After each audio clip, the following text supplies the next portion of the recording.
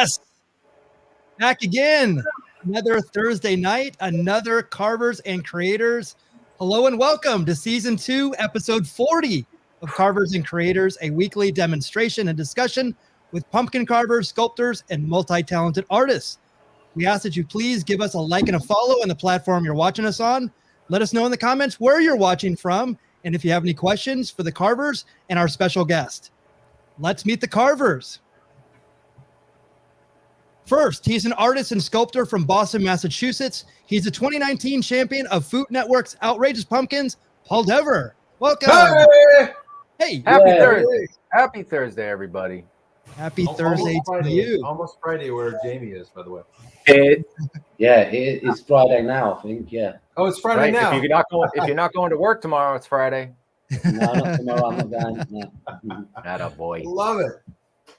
Next, he's a multimedia sculpture artist from Tucson, Arizona, and a finalist on Halloween Wars 2019 on the Food Network, Matt Harper. Welcome.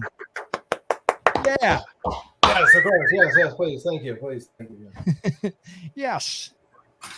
Our guest today is an artist, sculptor, and monster maker from London, England. Please welcome Jamie Bromfield. Thanks. Welcome. Welcome. Thank you. Thanks for joining us. Yeah, My name is Michael Mondragon. I'll be running the show, moderating comments, and chiming in from time to time. Let's go over our carves from last week. Last week's carving subject was Trashy Confused. So, Matt, tell us about this guy. Well, okay, so tough subject to pick, right? I mean, that was kind of like trashy. So I got a kind of a face, and if you remember, I had like a helmet, looked like a helmet on him, and it looked like a Roman soldier or something at the beginning when I was all roughing out. And then I was like, I was thinking in my head of like putting a bucket of trash on his head and having shit or stuff all over his face, like banana peels and stuff. That was kind of my idea. But then I figured, let's go trashy. Like, this guy's a trailer trash, piece of S. So he's got his mullet. He's got, a couple piercings. He's got his cool, like, beard thingy going and a popped collar. So anyway, that's how he became trashy. But my intention was to be making him look confused was kind of the fun part. That's brilliant. Is that a pumpkin you've done that with? It's a butternut squash. Wow. Yeah. That's really impressive. Looks like his last name should be Duke. Yeah. Like he's a cousin of the Dukes. Or Awesome. his name's like Cody something. That'd be a good, Or like Jethro Duke. Exactly. The third. Nice collar, by the way. Way to throw in a collar at the bottom. That's Yeah. I'm just looking at it and I'm thinking, like, if you messed up on the nose or something, you can't really go back like clay or because it's like a vegetable. Right. Like, Right. It's all subtractive. Right. Can you stick bits on after if you mess up? Yeah. Well, the ears, I cut off the back and stuck them on the side. So with just a little super glue. But so there is a little bit of forgiving you can do. But if you if you cut it too deep in the eyes or something like that, or the nose, or you're kind of toast. So you gotta think it through a little bit. That's Really the fun of it, right? Knowing that we don't have limits. Like with clay, you can add on and you can go back and rework. We're actually we're mining till we get to the center of the mine. Well, just before the center of the mine, and that's where we have to stop. So we know there's limitations, so we got to play more with light than anything else. And you're on the clock, too. Yes, because it's going to smell disgusting in a couple of days. That's right. Yeah. Did you have to finish that this week or whatever when you because I mean you've done a part in the show? I don't know if you finished the whole thing or. Yeah, so we got an hour and a half of start on it, and then I put it in a Ziploc bag and put it in the fridge in some water, so it kind of keeps like a piece of produce would. And then I take that, and a couple of days later, pull it back out, and we're good. So it keeps a little while. Yeah, these are good. Brilliant. Yeah, super. Oh, the guy from Harry and the Hendersons. There we go. There you go. And here's Paul's from last week. Tremendous. I love it. This is beautiful. Really good as well. Thanks. You don't like it? Yeah, it's different. That somebody pointed out on your Instagram that cheek and John. That fleshy fat cheek was it makes I keep staring at it And then that cigarette is made out of what? Potato? Potato, apple, and butternut squash. So the orange is the butternut, the white is the apple dipped in vinegar. I mean, in lemon juice. And then I had purple potato, so I just took the skin off of a purple potato and put it on there. For the cherry on the It end. looks like someone's old nan or something like that. Exactly. It's actually me without a beard. Yeah, there's some curlers. Yeah, the curlers, and they look like curlers in the hair. She looks like the one that Matt carves mother. That's what it looks like. Or maybe girlfriend. You know, they live in the same trailer together. Yeah, exactly. Really good. Brilliant. I love it. Thanks. With a little throw mama from a train. Yeah, you know what's funny? You know what popped in my head was the landlady from Kung Fu Hustle. Yeah. Oh, okay. If this one ate the landlady from Kung Fu Hustle, like she's a little bit more voluptuous. See this that. one. Yeah. Also, a little large Marge. Large Marge, yeah. Totally. Marge. Or the landlady from Kingpin, but a little bit heavier. Right. Yeah. All of those. That's what I was thinking. Yeah. There you go. Must So have knocked good. that one loose. So good. So I work in vectors and pixels. So Oh my I just went crazy with it. I just tried to figure out how can I make trashing confused. That's the drag queen from New York, right? The famous one. No, it's not Divine. It's but the one below it is John Candy doing his parody of Divine, which I've been watching recently some old John Candy SCTV stuff, and he did Divine in Peter Pan as Divine, basically doing that, but it's like it's brilliant. It's so good. It's really good. What's the movie that he's dressed in drag with the guy from Schitt's Creek? Oh, it with Levy. Eugene Levy. It's not Nothing Goes Right. It's but it was like one of those movies. Yeah, he's got like the assless chaps on, and yes, what are you guys looking at? It's so good. Like all those movies are not great, but he's great in all of them. Unbelievable, yeah. Yeah, he's so good. So I've been watching him. So when I saw this, it just reminded me. I'm like, I have to like throw him in there somewhere. Dude, we gotta start making music because we're just wasting album covers right now. These are awesome. Thank you so much. Thank you so much. So, Jamie, I'd like to introduce you to the fourth member of Carvers and Creators responsible for our carving subject tonight. It is the Hollow Wheel, the Center Spinner, and as always, Paul will tell you more about it right now. Hi, everybody. Happy Thursday. Here we go again. All right. So, Jamie, what we have here is the wheel. I know you've seen it before, but for those who haven't seen it, let me explain. We're going to spin this wheel twice. The first time we spin it is going to be the subject. The second time we spin it will be the emotion for the subject. We have no idea what we're going to carve, and we're scared to death. Yes. So, what we have for choices this week are ghoul, old-timey, voluptuous, fantasy, psychopathic, outer space, guest choice, zombie, hip-hop, and villain. Okay, so second spin will be horny, terrified, enraged, giddy, elated, grizzled, stoned, euphoric, confused, or bored. God only knows. So here we go. I don't like any of them, Paul. Yeah, I'm trying to break the wheel right now.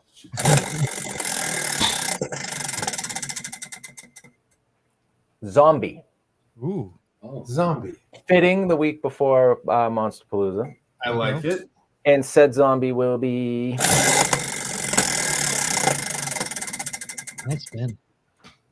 Grizzled zombie. Why can't it just be a horny anything? That would be hilarious. I'm convinced that it just won't land on it. Grizzled. Okay. Grizzled. And Grizzled was given to us by... Grizzly Adams. No, the Shiflett brothers. The Shiflett brothers. Oh, wow. It's been that long. That's how long it's been. Wow. Okay, well, thank you. Thank you, Jared. And thank you, every Shiflett brother. All of them. Thank you both. Yeah, unfortunately, no voluptuous. Sorry. Yeah, it's but then again, the wheel decides what we're going to. See, we can't wait Yeah, to do Johnny, we don't voluptuous. know what's gonna happen, man. I've been wanting a horny, voluptuous butternut squash. Oh, that doesn't even sound someday good. I'm gonna just carve that on my own. I think. I mean, that's begging for it. All right, before we get into that, though. Oh yeah. All right, here we go. I'm going to put it in the chat. There you So go. It's therefore, gotta be in the chat before we forget. Yes, there you I go. already forgot. You already forgot? Yeah. All right. Yeah, I would just like to say anyway, really, I really appreciate you having me on the show.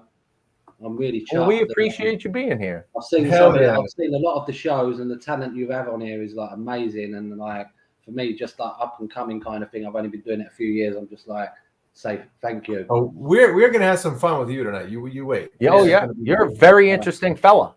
Yes. And you're talented beyond your years, and we'll get into that. Believe me, you're right up there.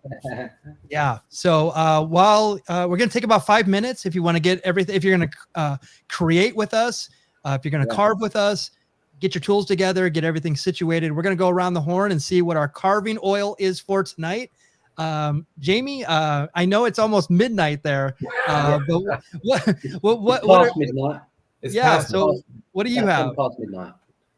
What do I have? What to make? What are you drinking? What are you drinking tonight? Oh, what am I drinking? Right, I was just having some water. I had some tea because like we're in England, we like our tea. PG tips. I don't really drink so much now. When I used to DJ and clubbing and all that. Like I used to drink a ton, and I don't really drink at all really now. But for tonight, I've just got you heard of Foster's?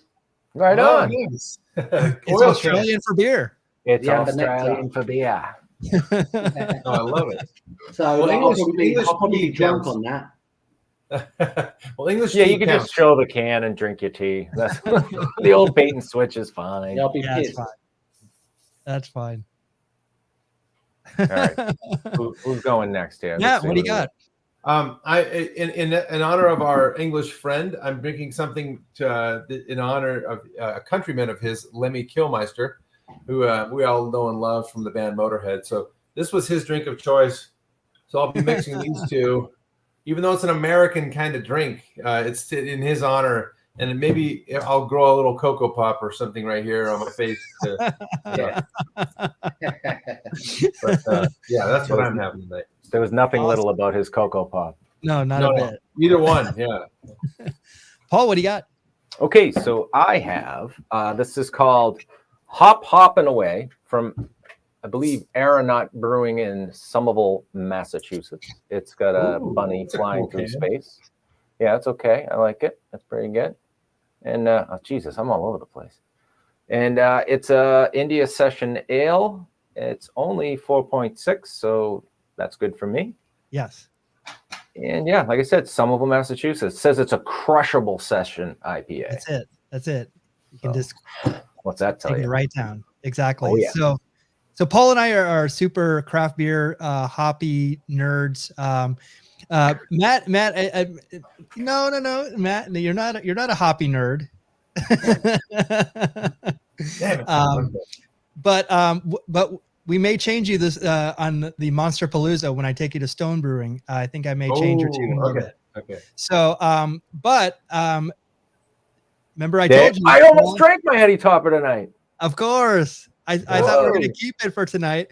But this is a favorite of mine that I'm able to get. This is actually from Vermont. Yes. So to get it on the West Coast is actually, I have to get them in single cans. I can't get the whole thing together. I have to buy them individually. This is the Alchemist, 8%. So if I get a little chatty, you know why.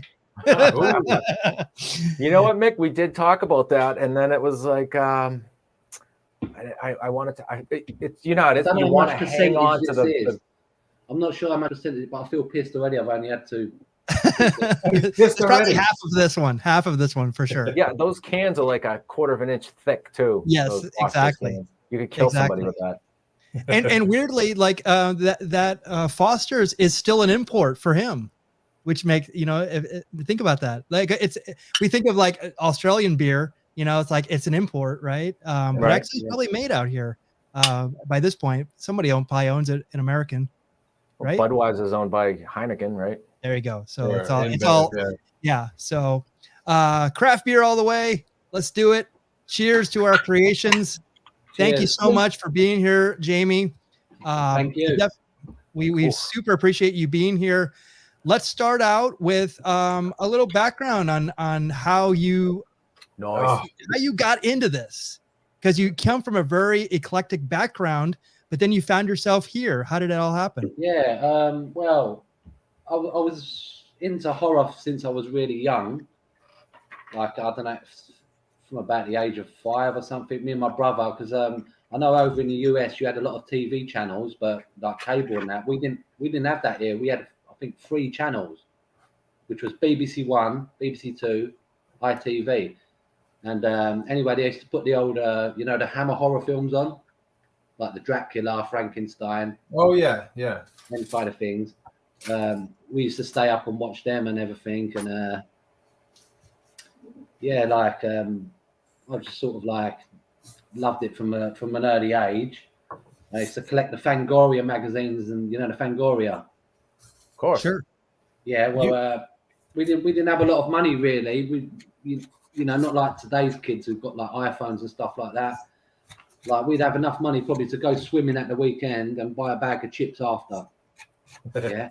So like, there used to be the comic shops and that, and we'd go in there and everything. And I was a bit naughty back then, and we didn't have a lot of money. I'd be looking through these Fangoria magazines and stuff in the comic shop. When the guy ain't looking, I'm putting them down my pants. Walk out with a bunch of magazines. Naughty, but yeah, that's what I used to do. Feel a bit bad now though, because I've Fangoria. I've shared a few of my work and stuff like that, and I love it. Sorry, Fangoria. Full circle right there. You know, you steal them, now that you're in it. You know. Right, now you're mad at people. They've got one of my pieces in their podcast studio. Yeah, so like, I really appreciate Fangoria for putting my stuff out there. But I've always been into horror, like the video nasties and all that. When in the 80s, when they banned a lot of the films and that, I used to go to the corner shop. There was loads of corner shops that would do them kind of videos like under the counter, even though you're 15 or 14, they're giving to you. Yeah, so we watched our movies. So wait, so let me understand this. So because it's R-rated, did it show up as a video nasty back then? Like, for instance, like an X-rated movie, you had to be 18. Is it the same way? I think they just cut all the violence out of them. You know, so if you did actually get a copy of a film, it was enough. They cut everything out of it. So you had to go like the underground way and get the under the counter kind of stuff. The good stuff. Okay. Yeah, but I remember one of the horror magazines used to have the little columns in the bottom at the back, like you can get, you know, Texas Chainsaw Massacre or whatever. And I remember this company bring out the videos, but they was cut to shreds. I think it was Vitco label, but they bring them out as like all of a sudden you could get zombie flesh eaters, and I'm like, I've got to get these, like the proper cover and everything. But it wasn't at like major stores you could get them. It only had like a few little shops in this little back of this magazine. It's where to get them. So like one of them was called a private shop. It's in South London near me, and I'm only like 14, 15, but I have to get these videos. These horror videos that have just come out, been re-released. Anyway, I didn't know it was like a pawn shop. So I'm walking in there, 14, 15, to get these horror videos, and I'm like in there, and I'm saying, have you got any of these horror videos? Like, and I'm like, all this other stuff around, but I had to have the videos, so like, it's the only place to get them. Wow. Any port in a storm. Yeah. And, you know, it influenced your work like this, which is like super detailed. Now, you said you've only done this for 4 years? Yeah, I think I'm just over 4 years now. But this Jason here, this is like after I've pulled quite a few copies of them, and like the details started losing. I didn't know how to like get a master copy and all that of a piece then, because it was my first one. When I'd done this, I had 3 weeks off at Christmas on my work, like holiday, 3 weeks, and I bought some clay. I didn't even know about armatures, so I didn't know how I was going to build it up. So I built that upside down like cross out of a bit of 4x2, stuck it on a bit of flat board, and then I made this. And like I was a couple of days into this, and my wife's coming in the kitchen. She said, "How the hell have you done that?" I said, "I don't know. I just done it with my hands and put it up." She's like, "There's something that." Anyway, and I only done it because I wanted one for myself. I wouldn't know where to go and get a Jason or anything like that.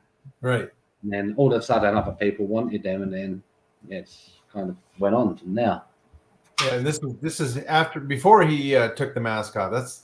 So what you're saying is you just kind of self-taught and said, "I want one, so I'm going to make one." Yeah. I didn't know where to go and get like a Jason bust or anything so like brilliant. that. Yeah. So I thought I'll try and make one. So I've made one, and then I molded it in stone and everything, and cast a copy, painted it up and everything, and then like I think I put a picture on the internet or whatever, and yeah, everyone's like, "Oh, can I have one?" or whatever.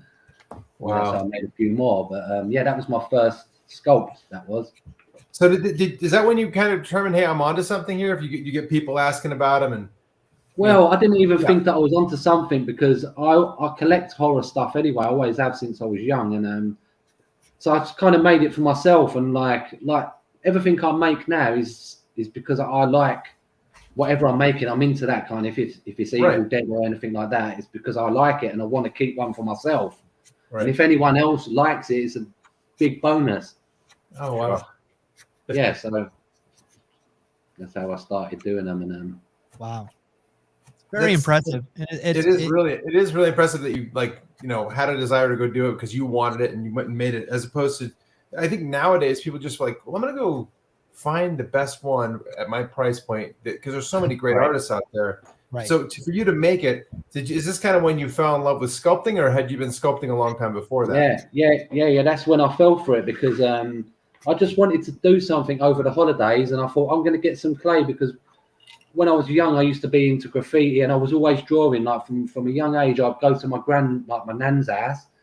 You might say gran or whatever, and she used to. I used to have a little box where I'd get out and I'll just draw all day long. And then when I got older, I'd be doing graffiti and but I've never sculpted ever till I'd done that. And then after that, I just thought I just liked it. I just carried on doing others. Wow. Do you have folks? I'm asking a million questions. Sorry, I'm jumping in here, but when it comes to when it comes to your love of horror. And we'll get into some of the things you've already kind of made. Do you have something like is your your golden goose? That's the thing you really, really want your sculpting to sculpt, but haven't yet. I mean, I'll give you mine. Like I've seen it last week. We had our friend from Immortal Mass on, and he did kind of an homage to the devil in the movie Legend. Yeah, Legend. When I was a kid, I was like that. Like I carried around a picture of it in my wallet. I was just like in awe of that picture. So I've never ever sculpted one because I can never do it homage. Do you have something like where you think you want to have like that character? It's like in the back of your mind you want to sculpt. Yeah, I like a lot of horror films. So there's a lot of like characters I'd like to. I wouldn't really want to do Freddy or anything like that. And I think like even though I've done Reagan, there's a lot of Reagans around, and I tend to do things that I haven't seen much of, but I really like. So I'd like to do a puppet maybe at some point, like something like Basket Case or something. Do you remember that movie Basket Case? I do. Mm-hmm. Yeah, I'd like to do something like that where you can actually put your hand in and move it. Oh, that'd be great. Wow. Yeah. Okay. That's a whole other skill set. I mean, now you're gonna be a puppeteer and a sculptor. Good Lord. Well, you know what? I don't even know if there's a right or wrong. I just picked it up, and this is how they come out. A lot of artists probably do them in a lot of different ways and everything, but I just do it the way that I know and how I've picked up. And this what you're looking at now is I only sculpted this not too long ago, but that actual sculpture, the actual sculpture in clay, took me 2 weeks of an hour here and there, which ain't really long compared to I've done 2 of these characters. I've done a different one with an open mouth, and that took 3 months of like hours here and there, not like constantly 3 months, but an hour I was picking here and there. And Well, you're from the same school as Matt and I, which is we work during the day. So this is literally our passion and our hobby. Like we're going to be doing it anyway. So anybody that likes what we do is an added bonus because we're going to do it anyway. Exactly. Well, that's it. I'm a roofer by trade, like so. Like every day, I'm out on the roofs, and I've been doing that for 20 years. But you know, I picked this up 4 years ago, and I've started doing that. But before I was actually a roofer, I used to be a professional DJ.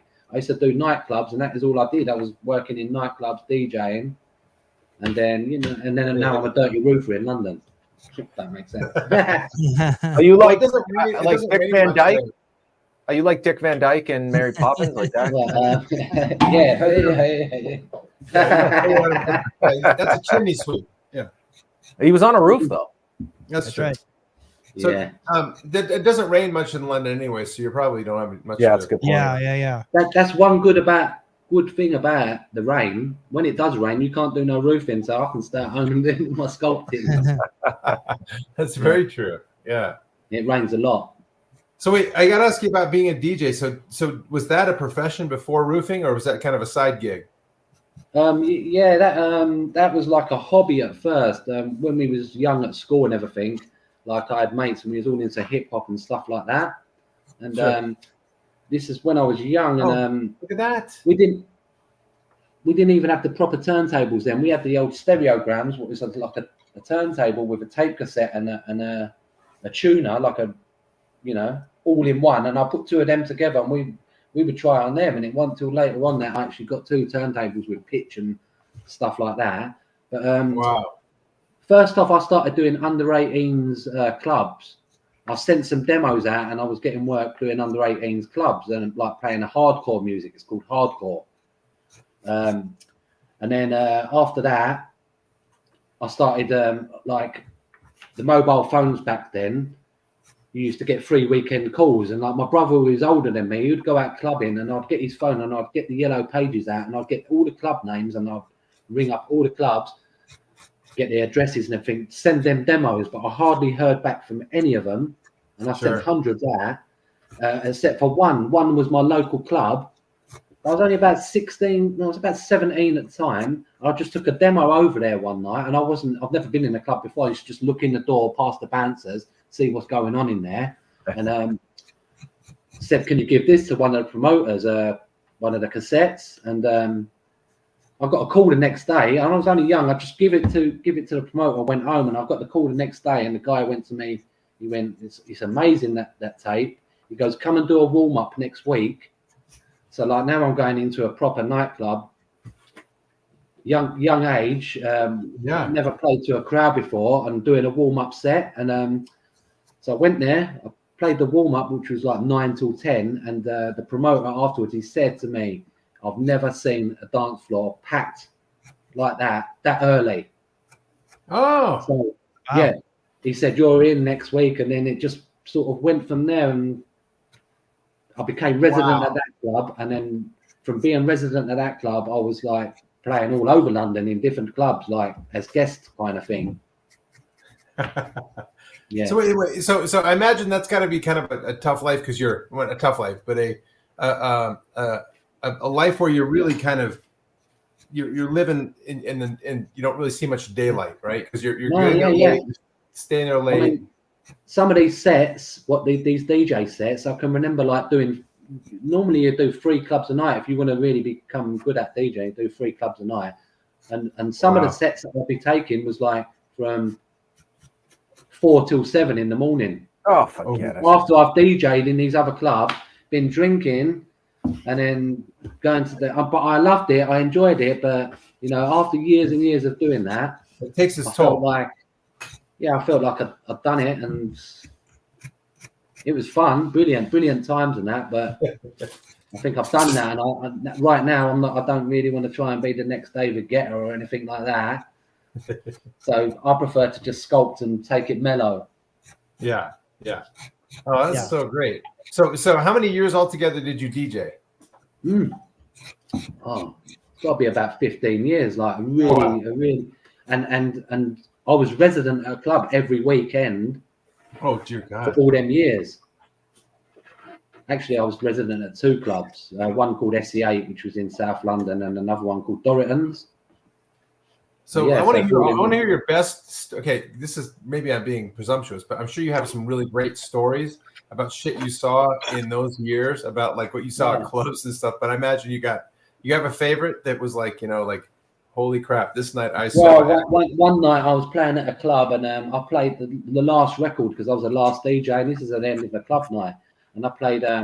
It's not even a house record; it's more like a theme tune, but it's Vangelis. I think it's one of them Vangelis tunes, but it's just and I played that as the last record. And my friend turned around to me and said, if they had candles, they would all be just mesmerized with candles. It was like crazy looking at it. Like everyone just, I think they was waiting for the beat to come in, but it just like there was a couple of fights at the club. I've heard like at clubs before, and yeah, you know, like you always see fights at club people. Yeah, Sure. yeah, and Vangelis just died. He just died. You just said, yeah. You said recently, earlier. Yeah, super influential musician. Yeah. Wait, who's that, Mickey? Not the guy from Depeche Mode. No, Chariots of Fire. Oh, that guy did. Oh, that's right. That's right. Okay. Yeah. I think the thing that made me quite known as a DJ as well is because when I was playing, like DJs had hourly sets after one another, so like to distinguish who was playing is really hard when you're dancing in the club. So I had a theme tune. I thought I've got to have a theme tune to play before I actually play my set. So I had 2001: A Space Odyssey. Yeah. Sure. Yeah, I used to play that. And then I'll come in with my music. So like people, oh yeah, I remember him. He's like, I think that's how I got a bit of a following. Cool. Like, my DJ. So what years did you do DJing there? Oh, it's through the all through the 90s. Oh, okay. Yeah, like the 90s and early 2000s, and then after that, when I started mellowing out and doing other things, I didn't like do it every weekend and stuff like that. After I had a family and settled down, and yeah. So I'm gonna pick your brain a little bit here. So some of my favorite bands from that time: 808 State. Yeah, 808 State. Yeah, Pacific State, and they done Cubic. A lot of tunes, yeah. I'm trying to think of who else. I mean, I have so many. Like that is my era. Like again, Andy Fletcher of Depeche Mode just died. So I love synth pop. So like it's one of my super big loves. Yeah. So I naturally progressed into all that dance music into the early 90s and stuff like that. So The Orb, Front 242, Underworld. So there's so many great 90s groups like that. Yeah, I've still got about 8,000 records in my loft, like vinyl. Holy God. Yeah, because it's all gone digital now, and then you go with the digital. But a lot of people sold their records, but I could never do that. Yeah, and some of that stuff is not available digitally, right? Yeah, like it's so simple now. You go to a club. We used to hump around big record bags and boxes, weighed a ton. But now all you need is a USB, 2 USBs. Oh yeah, everything's right there. Yeah. Some people probably do it off their iPhone. Yeah, you can. It's so clever now. It's really clever. That's awesome. What about Robbie Hardkiss? Ever heard of Robbie Hardkiss? Oh, I've heard of that. I've heard of him. No, the Rain song. Well, can't win them all. He's only the most famous DJ ever, and I guess he's more American based, I think. Oh, yeah. Yeah, he was more like Pitbull. I think he's good, right? Pitbull? Never heard of him. Mr. What is it? Mr. 911? Mr. Worldwide. Mr. 311? Whatever he is. Whatever his area code is. Wait, okay. Are you guys once I DJ'd with, Boy George. Yeah. From Culture Club. Because he was DJing it a few times. So, he'd be, with him and Boy George. Oh, wow. He was also in the A-Team as Cowboy George. If you see that episode. Okay, wait, you guys are sculpting, so maybe you guys can help just light a candle and say a prayer. I just broke one of my favorite tools ever. Cut it out. Show's over, guys. Sorry. Yeah. This is like that's an oldie. Brilliant. That's brilliant already. I'm sculpting on some like small head. Normally I do it on a big armature, but I've got stuff going on that. So I've got nothing at the minute, and you've just shown me that. I'm like, I better speed up. I've got a broken tool, and I'm about to start crying. Yeah, I don't know.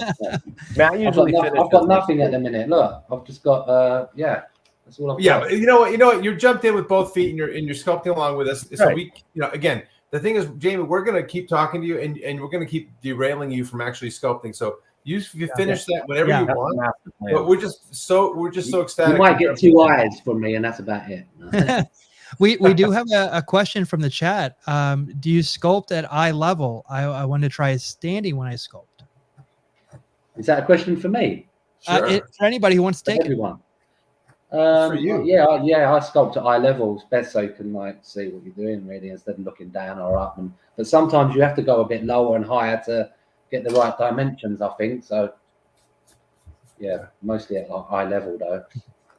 Yeah, I would figure you have to sculpt at whatever's comfortable for you, but you still have to walk around it and see it from different lengths, heights, all around, right? That's right. Yeah. I don't sculpt at eye level. No. Yeah, mine's like down in front of me, right, Paul? I mean, like, yeah, that's why we both have bad backs. We're hunched over the whole time. I have a stand that I can put on the desk, but I like sitting. Like I'm here for so long that I'd rather just. It's almost, to me, it's like sketching a drawing. Some artists will draw or paint at eye level, whereas when I draw, I'm like hunched over. I don't know if it's because I'm left-handed or what. I kind of like my arms are wrapped around it, and sometimes I'll even do that with the squash, where I'll just get real down and low and into it. Only around Halloween time, when the pumpkin is far too large to sit in front of, will I stand to sculpt, almost so it's below me in a way. Yeah. I find that so amazing to do that out of a vegetable, because if it was me doing a pumpkin, you're just going to get a jack-o'-lantern, I think. I don't think I could do anything like advanced as like you lot are doing that. Well, we've been doing it for quite some time, and we're still not there yet, right, Matt? We still got a lot of learning to do. But the beauty of it is these are readily available. This is our clay. Yeah. Yeah. So we can keep practicing to try to get better. Yep. Yeah. And eventually I will. Yeah. And speaking about the eye level thing, like even like drawing for me, like I remember like when I was growing up, there was drafting boards. And it would be like those big like tables that were like at a 45-degree angle. But when I draw, it's a 90-degree angle, and I don't take advantage of that. So I always wanted to get a drafting board and actually do more drawings on that. I bet I would be better at it, but I totally abandoned it because like a table is for free, right? That's true. In front of me. This table right here is a World War II drafting table for an Air Force engineer. No kidding. There you go. So this thing has the gears and stuff to flip the whole table up.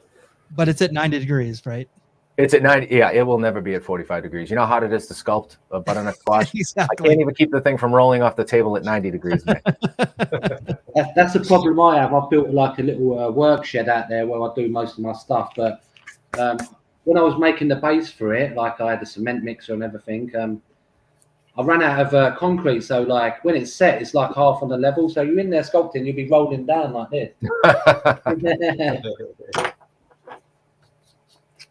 The problems of a sculptor. Yeah, exactly. So I wanted to show one thing here. So like one thing that I love about sculpting is actually the end result is great, but seeing like where it started and then where it gets to is super impressive. So it's again, like what tools do you use? How long does it take? Like, and we'll show this one in particular. Yeah. This one, like, at first, this is from a movie, what I tried to do, because it's one of my favorite movies. It's called Demons. I don't know if you know it. It's by Dario Argento. It's around 1985 it came out, and I still watch it now. Like whenever I'm sculpting, it'd be on the background. It's got a good soundtrack and everything. But for me, it's got good memories for me because when I was at school, my English teacher, he knew I was into videos and everything like that. He's you want to go and hire a video so the class can watch? And I went round and I've got demons. And this is in school, and I don't. It was an over 18 film, and so like he was a really good teacher, and he'd lock the door, pull the blind down, everything, wheel the old telly in with the video on it, and we watched Demons. And I tell you, the whole class, it was like just screaming and. Yeah. How many are in therapy to this day? Yeah. And this one, so I've done 2 of these. I wanted to do 2 of the same character. So I sculpted 2 different ones. I've done one with an open mouth as well, but that one isn't finished yet. But the other one took 3 months on and off to do, like an hour here, an hour there. This one took 2 weeks of a couple of hours. But to finish it like that, I normally like cast around like 5 or so of them, and I paint them all at once and everything like that. I've got that one up here. It's here. Oh, let's see it. You know what happens in the film when you put this mask on? You ever seen it? I haven't seen Demons. Right, the woman puts it on, she gets a scratch, and then she turns into a demon like the film. Wow. So the cinema, everyone's turned into demons. Everyone tried to get out of the cinema, but it's all bricked up and everything. They start turning into demons, and this is that one. Wow. Oh, That's awesome. Oh my God. I had to make all the earrings and everything, and couldn't get the earrings, so I had to make them. Oh, wow. Let me guess. You have a very supportive wife. Let me guess, because to go and like get all of this stuff, like she said after your first sculpt, how did you do that? And like to be just like hook, line, and sinker in the way she seems to be with all of these different creations you do, like. Yeah. And clearly, you're doing much more than just the sculpt. You're casting, you're painting, you're doing the hair, you're doing all of everything. So you got a lot of support around you, it looks like. Yeah, well, at first it was quite funny because she'd be cooking the dinner and there'd be all these heads around in the kitchen. This is before I had a workshop outside, and I'd be all these heads around. Can you move this, like all these heads in the way while she's cooking the dinner? Yeah, she's supportive and she just lets me get on with it. Like I've got my own space up there. I just go and do these, and that's so great. Brilliant. So good. So good. Jealous. Oh boy. That's a good one. Yeah. He's got an army of them. Is this from Exorcist 3, that's from. Exorcist, okay, that's right. Okay. Yeah, you know the Father Carris, Father Damien Carris from the first film. In part 3, he's like possessed, and like this one, for example, like it was something different, and I wanted to do it. Like I haven't seen anyone do it, but you just always like the character. Yeah. So that's why I made it. So how do you start? Because I know I saw the thing Mickey put up about your sculpt, but I mean, do you now kind of know a little bit more about armatures, obviously, but when it comes to like, do you just see a ton of references, look on the internet and stuff like that, or for this character here, there's not really a lot of references for it, and if you look on the Exorcist 3, there's just a few like little glimpses of him and everything. So I only had like about 3 or 4 pictures, and they're pretty dark, and then I kind of just copied them. That's all I do really. Is when I want to do a sculpture, I'll get a few photos on a little iPad. Okay. And I work off that. I don't like have all these pictures all around the walls and everything like that, even though it would help. Right. Yeah, I'll do it that way. Okay. Wow. That's so impressive. It's awesome. So impressive. And I've got one of him here. I've got one of him here as well. Yeah. Oh, all right. Let's see.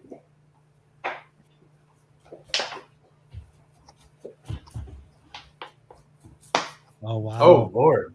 That's a lot. It looks bigger than life size, but that's like a life size. Because it is life size, but I mean, you get your head in it.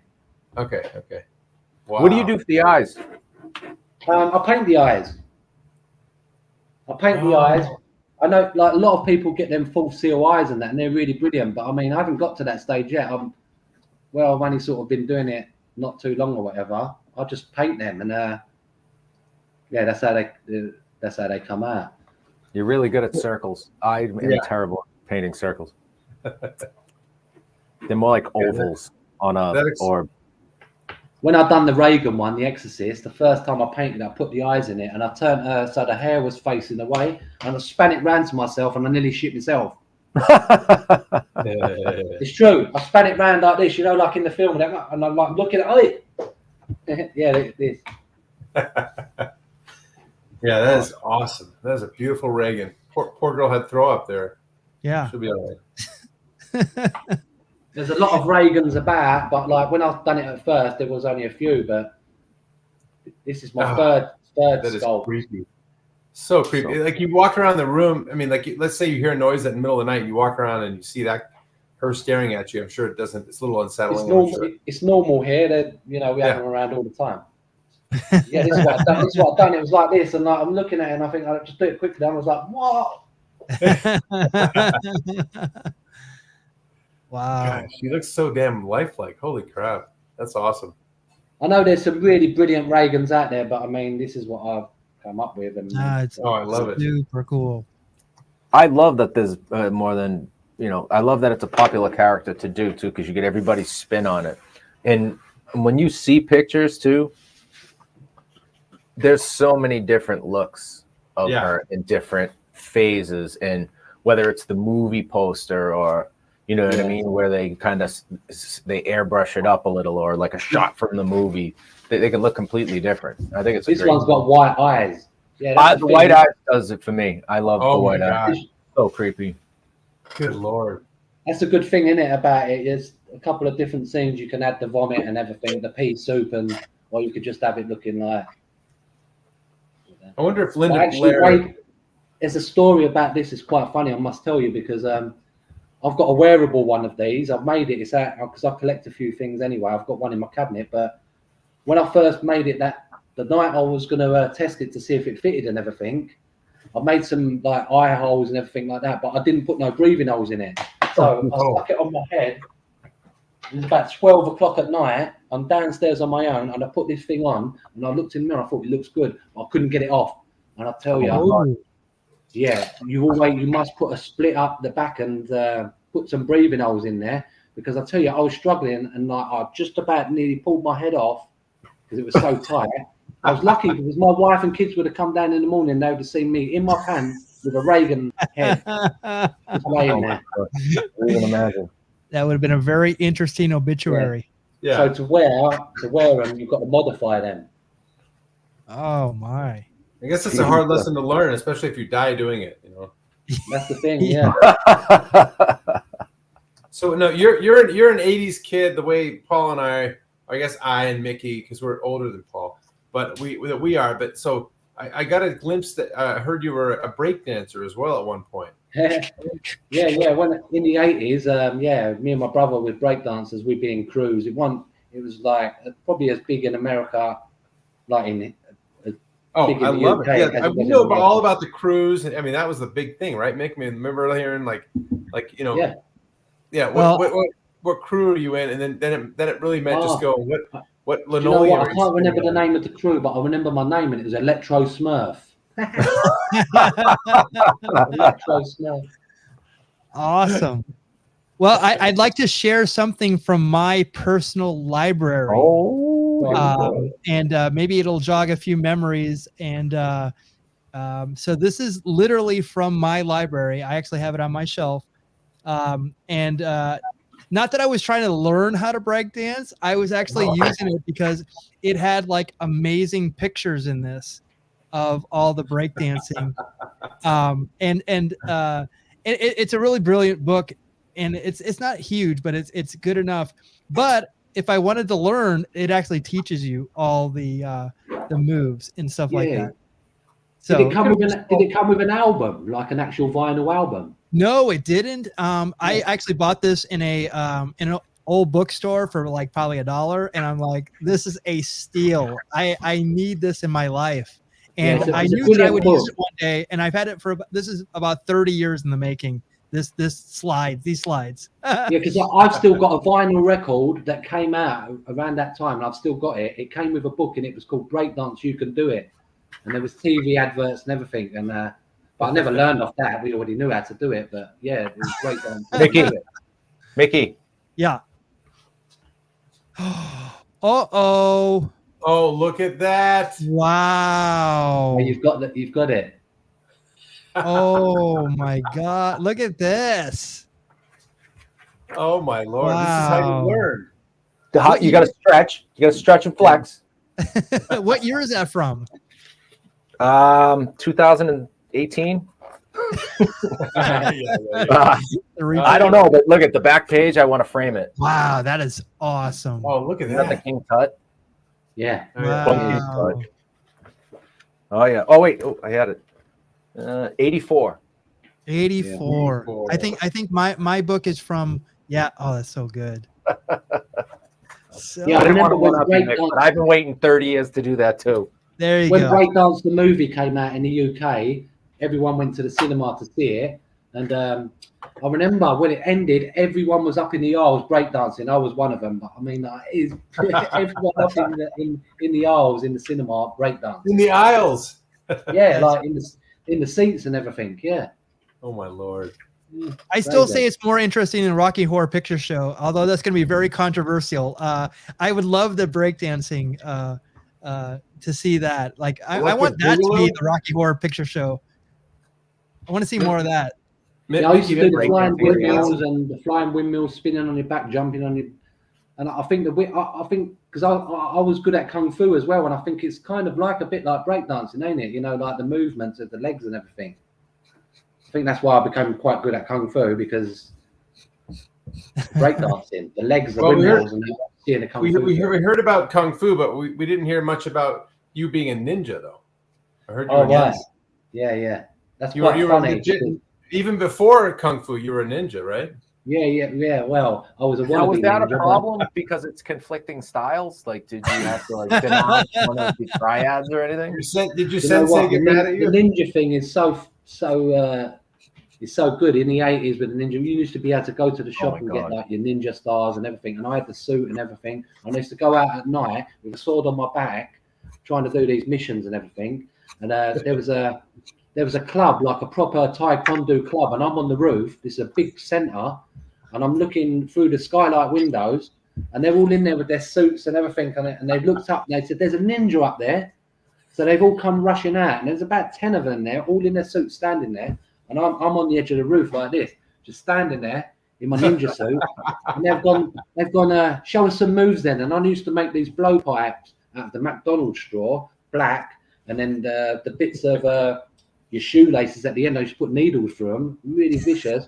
Anyway, they're standing there, show us some moves, thinking I'm going to do these nunchucks there. I just blow it straight in his neck, and then I run off into the night.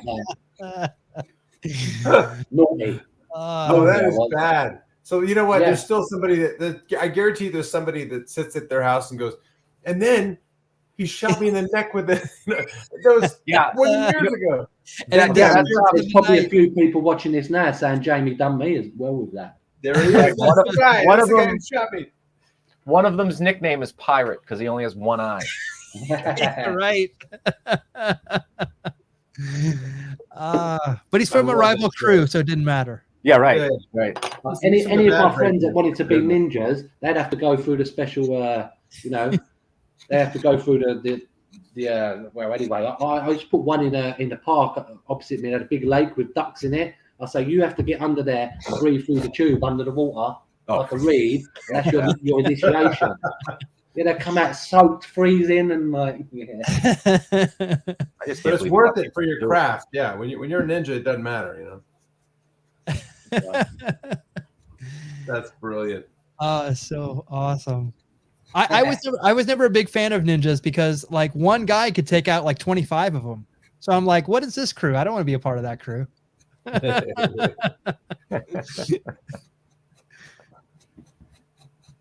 So good. I got a question for you. So because I know you do a lot of this stuff kind of for yourself, like because you're such a horror fan and you kind of discovered sculpting and just become a badass at it right away. Do you do a lot of commissions for people, or is it like I'm already going to make this, and if they like it, you can buy a copy? Yeah, I haven't done any commissions for anyone. What? It's just for the fact that, like, if you do something kind of popular, someone wants it, so you end up making like a few of them, and that takes up a lot of your time. So taking commissions and things like that, Yeah, I haven't had time for it, but I'm just doing one at the minute for it's an old primary school friend who got in touch with me. He says, I've seen your work, I really love your work, and he's got a company, and really I wanted to help him out a bit, so I've started doing this. Like, it's totally not horror.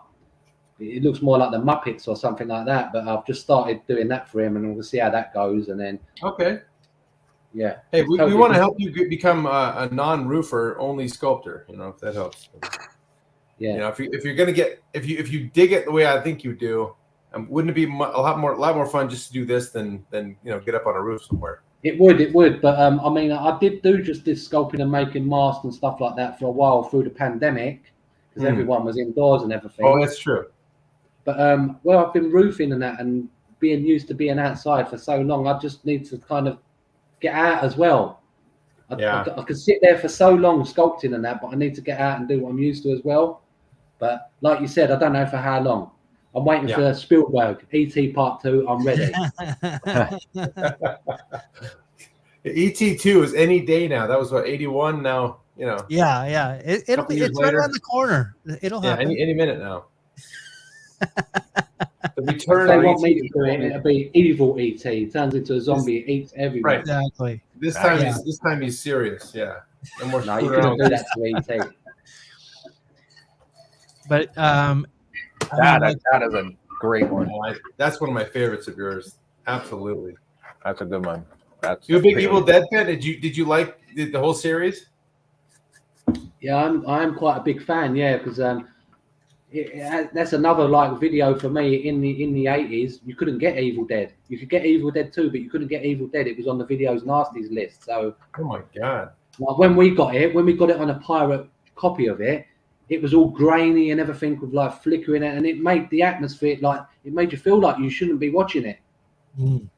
You know, because you shouldn't be watching it. They was banned, and I don't know. I just into all that kind of thing, and when I see the Evil Ed in Part 2, it just stuck out to me all them years ago, and I thought when I started sculpting, I've got to try Evil Ed.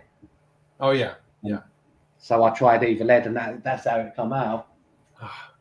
But those rows of teeth, I'm like amazed at, like, I mean, again, I know there's references out there and stuff like that, but to take it from, what you're seeing to creating your own version of it is just epic. And I love all the, look at that. I mean, just Mickey, zoom in on that thing. That's just, I wish I could zoom in on it. Look around. The one he's look at it from the back. No, the one he's got, he just put one in front of us. Zoom on him. Sorry. Yeah. I mean, the teeth on that thing just kill me. Isn't that insane? Dynamite. Wow. Yeah, that's why I wanted a bit of a challenge, because I thought he's got so many teeth and everything. I wonder if I could sculpt them and everything. I mean, what I used with some of them was like the fake teeth you can get, but most of them I sculpted, and I just wanted to get inside and see if I could, give myself a bit of a challenge, like sculpt wise. And wow. How's the hair on there? Is it glued on like a okay. Yeah, it's glued on. I glued it on, but I'll get a really good wig. You can punch them in, but trying to punch hair in latex takes a long time. It's hard. It's not like silicone, soft. So, but with this as well, like all my pools I make pretty thick, and a lot of artists and that, when they get these buttons, they foam fill them. I don't really foam fill them a lot. I mean, if someone wants it foam filled, I can foam fill it, but they're so thick and the clothes tuck up inside. Oh yeah.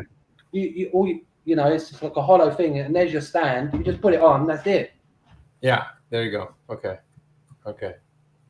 I think this actual one I did foam fill, because if you're going to foam fill a mask, you have to do it in like batches. You don't want to do it all in one go. But I didn't know that then. So this one, I think it was this one. I foam filled, went to bed, got up in the morning and forgot about it. I come in the kitchen and the head was about 4 times the size.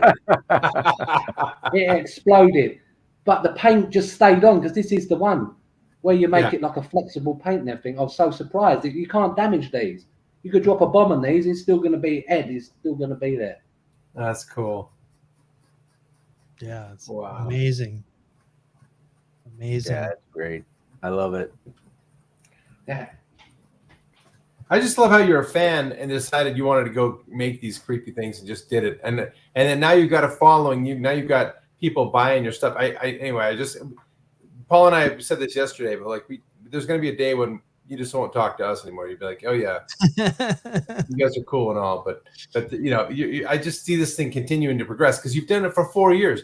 I mean, shit, I've been carving pumpkins for what 8, 9 or whatever at this point, and I still have so much. But you're leaps and bounds ahead of, you know, in 4 years where a lot of people are. So it's anyway. Thanks a lot. I appreciate it. See this Barlow. I think this was my second sculpture. I think I've done Jason first, then I've done the Barlow, and I think if I'd done it now, you know, I'd know a lot more. I'd probably make him a lot better. But I've got one here. I'll show you it here, and I painted the eyes. I painted the eyes with like a UV paint, so they actually shine up like the film. Look, if you put. Oh wow! Oh yeah! Wow, that's so awesome. Oh, nice. Look at that. Like normal, and with a bit of UV light on there, like. Wow, that's such a difference. Holy super crap. dimensional. Yeah. You can see it, you know, you flash this UV light or whatever, you can see that. Like a cat. That's killer. Yes, yes. But the film itself, like I love that film, Salem's Lot, the story, everything about it. And plus, I must have only been about 7. I don't know why, but it was on in my house when I was about 7 years old. And I came in from playing outside with my friend, and Salem's Lot is on. And you know the part with the kids scratching at the window? Oh, yeah. Yeah, outside the window. Yeah, my friend saw that, and I swear he actually ran out of my house crying as fast as he could. He ran all the way home because of that scene. And like, he's in his 40s now, and I speak to him. I said, "Do you remember that bit?" He goes, "Yeah, I'm all right now. It's like that was ages ago." I always remember that scene, the scratching and him running out crying. You're like, please don't show it to me again. But yeah, I remember that.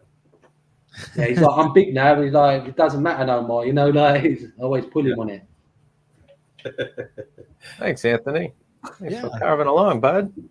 Appreciate it. Reagan. Oh, that's great. We need a text-to-speech thing. That'd be sweet. We'll give everybody like a cool accent on the comments.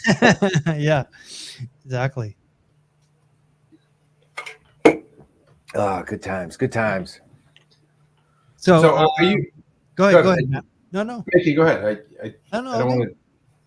I just was going to ask Jamie if you've because we've been bogarting all your time with talking. So have you made any progress with your little clay buddy, your zombie who is Grizzle? Do you know what? He looks like some sort of weird thing at the minute. No, not really. You know, I'm just sort of like blocking it out kind of thing. And I don't really work on small things. This is small to me, but I might get somewhere near the end. But at the minute, it just looks like okay. He looks a bit like Dobby the Dobbin from what is it? Harry Potter. I see a face. I see all kinds of awesome stuff. Wow, that's pretty good for, you know, the whole time I'm sitting here kind of your heads down like Paul, and then I don't even look up and then I see you got something, a human head already started. So that's awesome. Yeah. Yeah, if I had a lot more time. Yeah, it looks like he's almost done. Yeah, I got a long way to go. But the fact about when we do zombies, and we've done them a few times, God damn it, they're great because they're just like, you can make mistakes like left and right and still have it be perfect. You know, it's like, that's right. You just scratch away. Yeah, I mean, if it makes it, you know, that's how it's supposed to be. That's how this guy rotted. You know, you tell me how your guy rotted. You know, it's like, it's awesome. Anyway, I love these. The only hard part of doing a zombie is we're getting to the point now where we don't want it to look like a squash at the end. I know. Yeah, you're right. right. So right now it looks like a squash. So I'll rough in. That is unbelievable how you've got that much progress so quick. Oh, thanks. That is really impressive. And then you look at mine and like people think, is that really Jamie? Is do them sculpting? Yeah, but look at it this way. All our clay is already stacked on top of each other. We're just peeling away. You got to like add it on. That's where I feel like that we have a little bit of advantage in things like this. It's like a chainsaw carver, you know, like all your material is sitting in front of you ready to go. You just got to get rid of it. Yeah. But so now I think eventually it will look like something. Yeah, yes. I'm thinking if I remove most of this without breaking through, maybe it'll look like, right now it looks like Herman Munster. Yeah. Hello, Lovey. Hello, Lovey. Grand Is that, golf. is that Thurston Howell? Didn't Lily. Lily, Lily. not Lovey, Lily. Okay, so thank you. You had. I was going down the rabbit hole dare with you. you. Matt. Thank you. I was right. I said that today because golf was slow. I said a 3-hour round. Shit, Paul. Every time I golf, it's a 3-hour round per 9. I don't know what it is. No, that's for the 9. Golf league is just a 9. Yeah, I can't stop myself. And then usually we're, by the time the cart girls come around a couple of times, I'm like, yeah, I guess I won't be shooting very well the rest of this, Anyway. Golf. Isn't St. Andrews going right now? Isn't that happening? No, the Open. The one in Scotland, isn't that? I mean, well, the PGA Jamie Championship was would just know. last weekend. I don't know the Open. I don't think the Open's next weekend. I hope not. Okay. Listen, man, I'm playing golf. I am watching golf at the moment. Although I did sit in and watch the PGA Championship, that was masterful to watch that complete disaster at the end. It was great. Which I didn't even catch the end, but I know that what's his name, the big guy with the beard, was John Daly? Yeah, John Hay. Yeah, until the very end, right? He was the head for a while. No, he was drunk. He was Oh, drunk. yeah, that's what he has a huge head. That's what I meant to say. Not a. He has a huge head. It's like a toothpick. Like a It's like Sputnik. Jamie, how was that? Spot on or what? Yeah. My Scottish accent. Yeah, right. good. You thought you were talking to a Scotsman. Yeah, sounds a bit Scottish. Yeah, he's just humoring you. Jamie? Can you do a good Scottish accent? Nah, I can't. Nah. Wow, that was amazing. Better than mine right there. Good job. Holy shit. No, I'm not good at like accents and stuff like that. Can you do other English accents that are? I remember, not the one from Liverpool, but Manchester. Well, Cockney? yeah. Well, the Cockney, but there's another one. It's like it's like almost like you can't even tell. I'm trying to remember where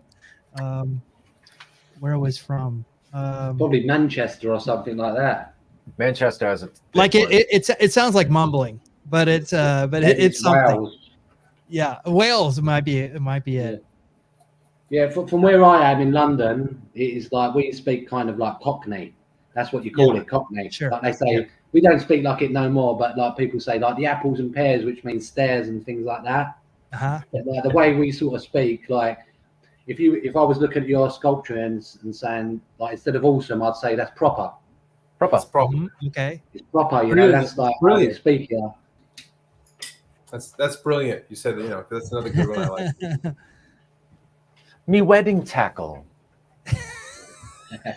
I think Mike Myers has screwed up all of our L to the no. Hilariousness. no, it's funny, but it's like it screwed up like our vision of what English and other dialects are. Well, my mom's from England. Okay. I'm first generation American. Okay. There you So, go. All right. English before that. So if anybody knows a real accent, it's not Jamie, it's me. All right. I know Austin Powers. That's the real accent. Which one did my you fall inner off with? monologue You is guys broken. did Santa Maria. What? No, it's okay. You fell right off the Mayflower and right into Boston, right? Right. Yeah.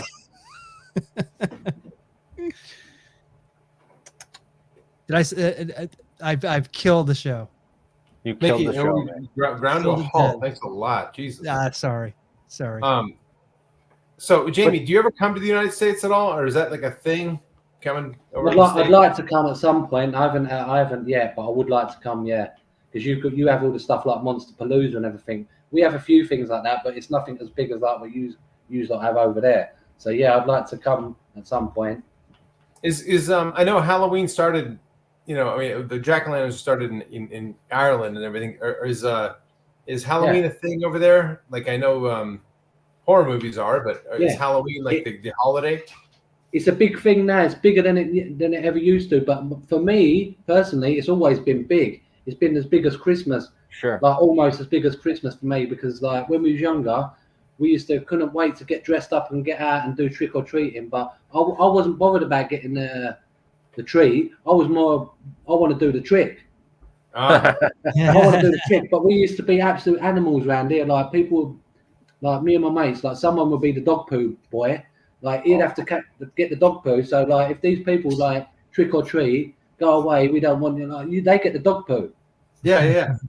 You light it on fire. That is our trick. Yeah. And I remember one time. Sorry. Did you light it on fire and then put the like? The bangers. Yeah, okay. you used to blow them up. Okay. The firecrackers. Same here. Okay. I can remember one Halloween. I was dressed as Freddy Krueger. I was about 12. I made a glove out of metal and everything. Like I remember my dad got me a big piece of aluminium, and I made the template and everything. Made this glove. And anyway, I'm Freddy. My other mate is Michael Myers or whatever. We're only young. And one house I've gone trick or treat, and the man's looked out the top window and he's gone like F off or whatever. So we had these little smoke bombs from the joke shop. So I just put it on his doorstep. I set it, and all this smoke's gone off. Now he's thinking I'm trying to set his house alight, and he sent his sons after me. So I'm running as Freddy Krueger fast as I can. The sons were a lot older. They got me. Come on back. I said, I'm coming. And I'm off again. They caught me. They took me back to the dad. I'm standing as Freddy, and I've got the slaps from the dad. I see the guy not too long ago. He's like my age now. He's like, he was following me his car, bibbing me up, and I think, what's he want? But he was like asking, can I fix his roof? And I'm like, no. He Why, took me to his dad, and the dad slapped me. You're like, I'll set it alight. That's all I can do. I'll give you a great price on the insurance money that you collect after I burn your house down. We used to think of anything to get like a little couple of quid or like a bit of money, and like even on Halloween sometimes. No, as it goes, this was Christmas. We'd even do carol singing, me and my friend, but as break dancers. So we've both got Nike tops on with hoods. We have a little tape recorder in the back of our rucksack with a little rap Christmas tune on there. So we knock on the door. My mate would press play. We do this little dance for about 2 seconds, just hold our hands out, and then the people give us some like a bit of cash. Was it the Christmas song from Breakin'? Christmas in Harlem? Remember that one? I'm not sure, but it was a rap tune about Christmas. It might have been that one. That's what we used to do. I think it had like Cool Mo D in it, and yes. You know what I'm talking about? When they're on stage, ho. Yeah, it's the one where he's standing behind the black curtain, I think, and yes, and he's like a puppet. Yes. Sugar. I know the name of it. It'll come to me. That's awesome. Dougie Fresh was in it. Dougie Fresh. Dougie Fresh was great. Get Fresh through. Yes. Yep. Slick Rick. Yeah. UTFO. We don't cause trouble. We don't bother nobody. We just slam it on the mic. That's on the mic. Yeah. African Bambaataa. Yeah. Oh yeah. So Africa Bambaataa and Johnny Lydon did a song, "Speak About Destruction." Yes, that's right. It's a world destruction. Yeah. Your life means nothing. Remember that whole song? PIL. Was that Planet Rock? Wasn't it? Planet Rock. Well, it was around the time PIL was around, but I think it was just a collaboration. Yeah. I think it was. It was part of the. Yeah, it was part of the other stuff. That's Good right. times. Those are actually. I've been. I got this a long time ago. I'm not even sure if it's still available. It's like the Sugar Hill Gang. It's like everything from that era of like the Sugar Hill Gang, and there's so many. There's so many things that need to be heard these days that no one's heard. And there's a guy. I hope I get this right. It's Waterbed Dave. And it's all about this guy. Like that's all he does. He's like a lover type of rapper, but he just gets girls back in a waterbed. Waterbed Dave. Waterbed Dave, and I think that's his name. I think it's Dave, but it's just a song all about that. It's like it would not fly today, but for that time it was like amazing. There's so many songs that wouldn't fly today, though, Mickey. No, that's so true. That's so true. I mean, But yeah, it's like all that Humpty, stuff from the Sugar Hill Gang. even like Humpty Dance wouldn't fly today. No. What? I play it like 3 times a day. It takes 2. Oh yeah, well, you know, that's a little better. Even Joy and Pain from Rob Bass Yeah. and DJ Easy Rock. How about this? Yeah, I had pump it up, front row pump it up. tickets. I had front row tickets in 1991 to Rob Bass, DJ Easy Rock, Sir Mix-a-Lot, Ice-T. Yeah. So yeah. In 91, wasn't he with geez, that might have been right before he got with what the hell's the name of the band? Body Count. Body Count. Yeah, that was actually the same time because in Lollapalooza that summer he was in Body Count. Mickey, It I was was around with the you same at time, that right? show. Yeah. Yeah, that's right. We went to that Lollapalooza, Jamie. We're going down rabbit holes, but we went to that Lollapalooza, saw Body Count and Tool played there. We went to the very first Lollapalooza ever. Was that in San Francisco? No, it was in Phoenix. Or Phoenix. Wow. Yep, at Compton Terrace. Yeah. Yep. Susie and the Banshees, Jane's Addiction. Susie and the Banshees, Nine Inch Nails, Alice in Chains, Living Color. Nice, great band. Living Color, and then Jane's Addiction headline. Fishbone, I think may have been there. Fishbone. Yep. Very Tool. nice. Tool is on the undercard, and Rollins Band too. The Rollins Band, nice. Rollins Band. I know Metallica's pretty big over there, like always has been over there. They're playing in They're in Metallica, Boston on Sunday. but I'm like house music, so I don't really know much. But I had Metallica's personal assistant a couple of months back, like messaged me wanting a couple of pieces of mine, and so I think he took an Exorcist and he took a Exorcist 3, but then he's talking about Kirk Hammett and everything, and he started showing me all these pictures. He goes, "This is in my house. This is part of my museum," and he's showing me he had the jacket of Christopher Lee. He had all this different stuff. But yeah, and he said, "Whenever we come to the UK, if you want tickets and that, we'll get them to you." And that, I'm like, "Yeah, please." And Oh my God, Jamie, Metallica's personal assistant, and he bought 2 pieces, and he said he was going to show Kirk Hammett if he wants some. And Nice. I am like in awe, Jamie. I a lot of times when I sculpt, I listen to Metallica, and it's just kind of like, you know, it's got to be good background music. But it's like I grew up on him, and so I'm like, and now you got the assistant reaching out to you. Besides being in Fangoria, besides being a great, you know, break dancer and ninja and DJ. I know. I mean, shit. Good Now you're strutting your stuff, saying you know the Metallica. Anyway, I'm in awe. I'm in awe. I will say you're the first ninja we've ever had on the show. Yes. Hopefully not the last, though. Hopefully not the last. There's a lot of ninjas out there. Jamie, you're opening up doors for people. People can come out and say the ninjas know. yeah, the ninja thing was part of like a fun thing for me when I was young as a kid, and that it was only like later on when I was sort of like then I got into kung fu, and that was a different thing altogether. You know, that was more serious, and the ninja thing was just like a bit of messing around and stuff like that. But then, No, I mean, you know, Jamie, your secret is safe with us. Don't worry. Yes, Thanks. exactly. Nobody's watching. So, Yeah. let me know if you need anyone blow darted. Yeah, exactly. I'm telling you, Pirate Pete's going to be reaching out. He's been looking for you for quite some time. That's been decades in the making as well. Oh, he's putting on the lipstick right now. He's got his little list. Found you. He's put on the eyeliner right now. He is. And the foil. He's putting on the foil. Yes.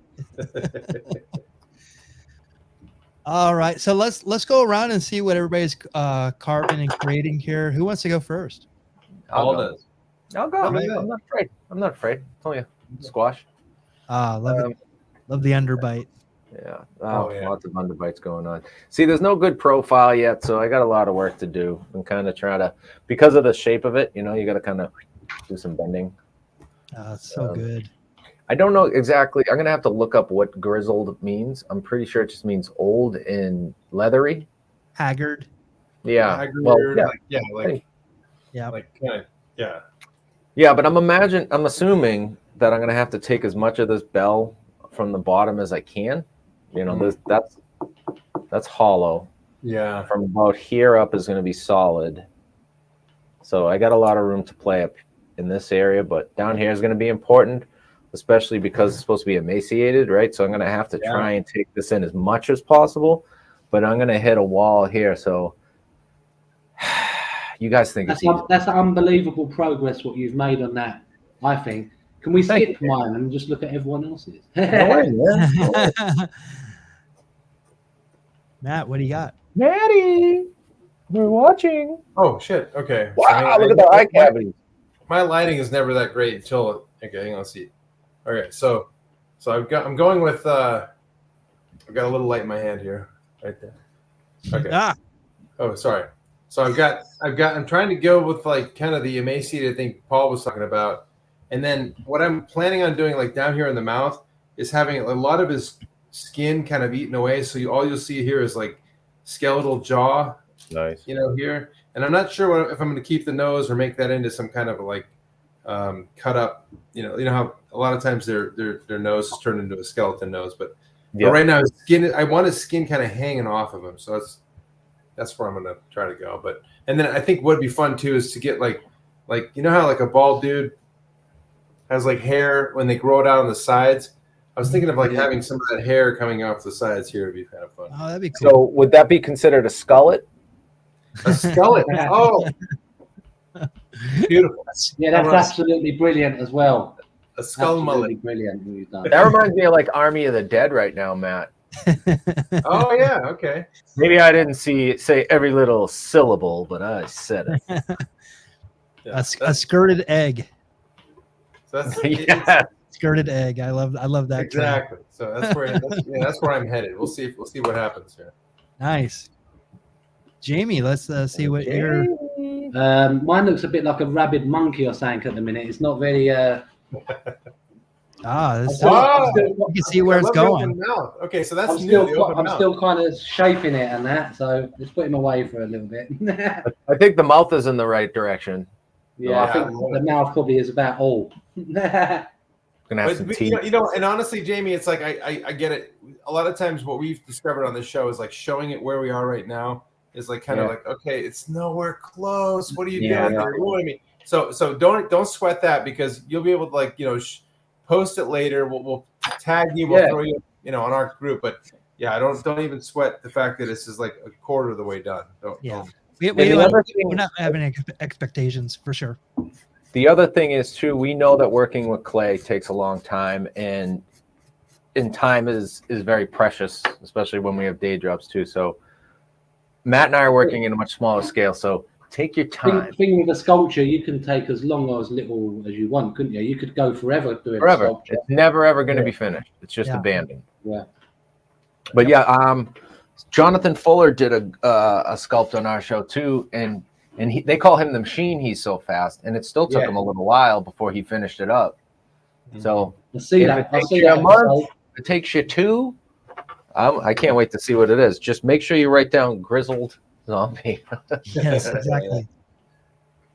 That's it. Because you end up forgetting like we do every single week. Yeah, we have to refer back to it. I did do it as well. Sad. It's so sad. I have to literally go back to YouTube like when I get back to finish it off. I'm like, what was it again? Yeah. We're only 80 something episodes in. Yeah. Whenever I make the deck, I have to go back. I'm just like, what was last week's subject? I'm like, I should know this. Oh, last week's episode? Like what number? Oh, right. That's another thing too. I'm just like, God, is it 40? Oh, wow. We've done 40 of season 2 already, which is crazy. That's insane, huh? Yeah. But next week we're off because of Monsterpalooza. That's right. And then we have 3 weeks because 3 weeks, and then that'll be the end of the season. And then we take July, and then we'll come back in August for season 3. No, I broke another goddamn tool. Oh, stop it, Harper. Put down the tools. You know what it is? You're heavy-handed because you're drinking Lemmy's. Yeah, right. Exactly. You're all crazy. Rum and Coke. Like 2 of my favorite tools are now broken. You got whiskey hand. I do. Thanks a lot, Jack. Thanks, Lemmy. Yeah, we're looking forward to next. This time next week we'll all be together. But Monsterpalooza starts on Friday, It runs through June 3rd through 5th. So if you're in the LA area, it's just north of LA, in Pasadena. So check us out. We're going to see a lot of friends there. There's so many people that are going to be there. We're super excited to be a part of it. And yeah, so just come out. It's our first foray into being a part of this great Unity. supportive culture that is carving and creating. And so yeah, we're super excited about it. If you'd like to see more of Jamie's work, go to his Instagram. Is there anywhere else that we can see you, or is this a place to go? You can just see my stuff on Facebook and Instagram at the minute. I'm sort of like midway of setting it up properly and everything. So yeah, you can just contact me on Facebook or Instagram, and that's where you can see my stuff. There's a few things on YouTube what collectors have put up. I've got a channel on there, but I haven't really got into it yet. So you can see my stuff by other people that bought my work and they put it up on YouTube. And So speaking of like your work, when people want to like see, let's say they see the Evil Dead guy you did, and they want to get a copy of it. Do you have copies available, or is each one kind of in a separate, like you got to go cast it? Yeah. I normally like, if someone wants one, then they'll be waiting like a couple of months, and then I'll do like a run of them. So they'll be waiting a few months, and then I'll make a few of them, and then when that time's up, they will get it. Okay. So that I tend to make like a good few of them together, and then get them all out at the same time instead of doing like one individual thing. Well, to kind of expedite the process, do you want to give out your personal phone number so people can just call you whenever they need one? I don't think so. I don't think so at the minute. Do you I mean, when you take a commission and somebody does that, you ship like kind of worldwide? I mean, like to America? Yeah. I mean, like, as I said, I don't take on a lot of commissions. I haven't took on any commissions. I just make what I make. Like, for instance, if somebody you're skirting around the issue. Okay. When you make something for someone, it's called a commission. Yeah. But if I wanted to buy one of your Evil Dead guys, and like you send them to this part of the world, is my question. I send them all over the world. Yeah, I send them all over. I've even sent one to, where was it? The Galapagos Islands, wherever that is. Holy balls! Holy Galapagos Islands, yeah. But mostly it's the US, Australia, Canada. But yeah, the Galapagos Islands, and I've got one. I've got another Evil Dead one here, but I'll show you. I didn't even know people lived in the Galapagos. Yeah, I thought that was just a thing. I thought it was just like a National Geographic Jacques Cousteau kind of thing. Yeah, it's like the Easter Islands. Doesn't really exist. Galapagos. Nice. Wow. Yeah. Nice. That's sweet. That's one of my favorites because like my daughters are huge Evil Dead fans, and then that's from 2. That's from Evil Dead 2, right? Yeah, Evil Dead 2. Yeah, Evil Ash. Yeah, from Evil Dead 2.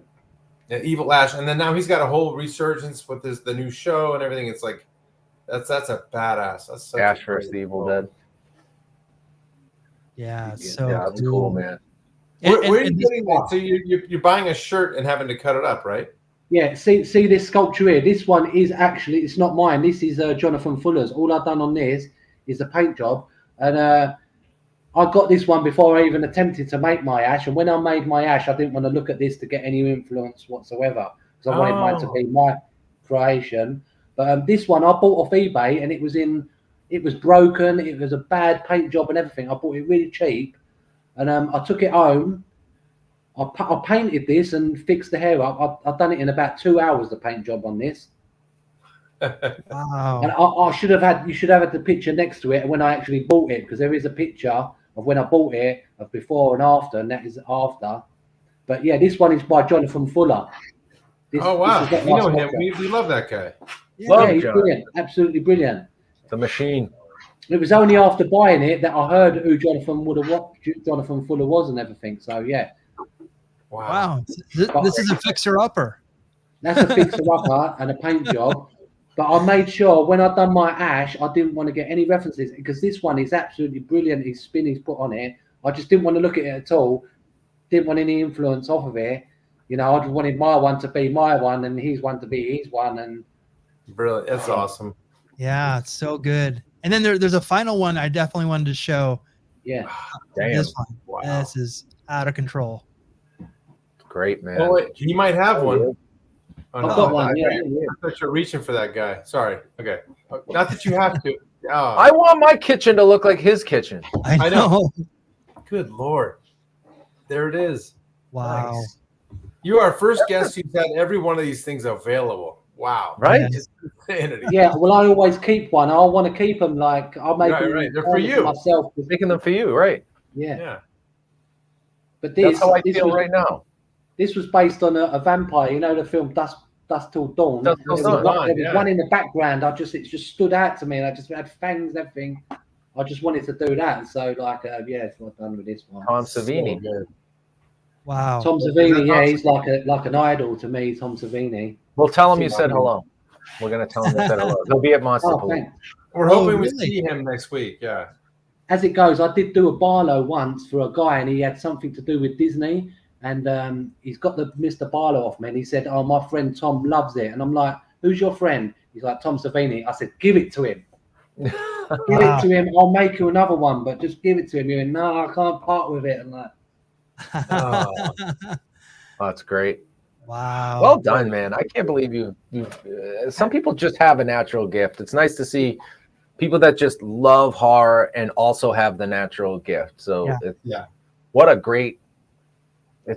You're doing what you love. Yeah. Yeah. What a gift. And honestly, Jamie, it's like for you to be able to do in this 4 years still boggles my mind. It's like how do you get that good in 4 years to be able to sculpt it, cast it, paint it, do the hair. I mean, it's mind-boggling. Yeah. You look at that, and then you look at the one I'm working on. You think, "Oh, is that the same one?" I don't know. Is it the same kind of work? I don't It's know. all going to start somewhere, right? Yeah, exactly. Right.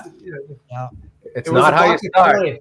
how you finish. There you go. It's an hour and a half ago. It was just a block of random clay. And I looked, That's right.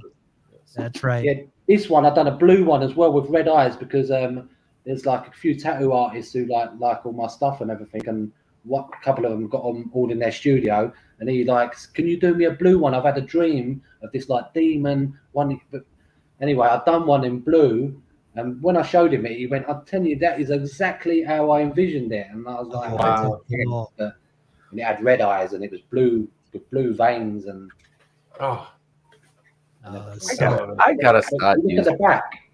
yeah. He's got Nice. his poor. Look at the his raised veins. His chiropractor needs to. Yeah. Oh, that's wow. Wow. No anatomy Well- or no anatomy classes, just all winging it. so good. Unbelievable. Well, Thank Jamie, you. we can't wait to have you back. If you want to follow us, we're on Twitter, Facebook, Instagram, YouTube, and Twitch. Guys, any last words before we sign off? Yes, I'd Yeah, like to. can I go on you first and then me? Sure. Well, no, you guys go first. You guys go first. Guests go first. I'll go first. I'd just like to say, thank you very much for having me on. It's been a pleasure. I've been watching the show for a good while, and I love them. And there's nothing like this on the internet. Well, nothing that I've seen that's live, and there's people sculpting and talking about how they do things and everything like that. It's amazing, and I just appreciate you having me on. Thank you very much. Thank you, man. We appreciate you. I'm glad you decided to join us. Fantastic, Maddie. You got Yeah. anything? Same thing. So the passion you show, Jamie, and is exactly why we do this show. Paul and Mickey and I got started in it, thinking there's got to be other people like us who are just psychos about this stuff. And regardless of the fame or whatever, but every single one of the people we've had on the show have had the same kind of passion you do, and we're just excited to have you and see the work you're on. And again, we're gonna look back and say a couple years from now, Jamie won't return our calls. I wonder why. It's but That's at the why same I'll be time, too busy making ET Part 2 then. No. exactly. Good point. Yeah, and that guy Spielberg, whatever his name is gonna, exactly. ET2 is gonna come. But anyway, we're just excited to have you. We just couldn't be happier to have, to hang out with you. And this has just been a complete blast. So thank you. Brilliant. Thanks very much. I appreciate it, and thanks for the opportunity. Yeah. Anytime. We'll have you back. We're gonna have you back, man. Well, we Yeah, gotta see that one man. finished. So Yeah, I would like to say thank you to Jamie. Thank you for everybody that tuned in, and also happy anniversary to Lenora. 15 years me and her today. Yeah, happy anniversary. I see it come up on Facebook, Paul. Happy anniversary. Oh, there we go, Paulie. Yeah, Thank you very much. we shared a sub for our. Nice. After 15 years, you know what each other needs. You need a good sub. Like, honey, I got to do a show. Well, we're smart about it. We don't just do it on the gift or anything on anniversary. She took me to see Garth Brooks, and I'm going to take her somewhere. I can't say where I'm taking her, but yeah. So it might be the sub shop. You don't know. Give her a big hug from our family too. Yes, same from here, and definitely happy anniversary. Thank you, Jamie. Thank you for being here. Cheers, again. Mike. We will be off next Thursday, but we will be recording. So we'll be recording all of our adventures at Monsterpalooza, and then coming back in June for 3 more shows. We take a break, and then we're right into the carving season. It's going to be awesome. Thank you so much for joining us and all of your support. We will see you in 2 weeks, but we're going to have something before that. So keep an eye out. So good night, everyone. We love you. And now you can go to bed, Jamie. I know that's late there, right? I think I'll stay up and watch the rerun now. I'm awake. There you go. Yeah, right. Have another Foster's. Exactly. Thanks a lot. All right. Good night, everyone. Take care. Good night.